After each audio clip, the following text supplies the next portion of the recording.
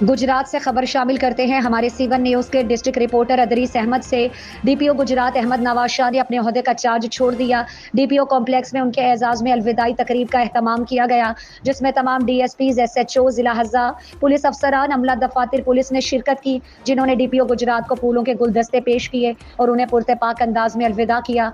Police अफसरान ने अहमद नवाज शाह की खिदमात को सराहते हुए कहा कि उनके अरसा तैनाती के दौरान अमन व अमान की सूरत हाल बेहतरीन रही और शहरियों को इंसाफ दहलीज पर मिलता रहा। गुजरात की आवाम उनकी खिदमात को हमेशा याद रखेगी।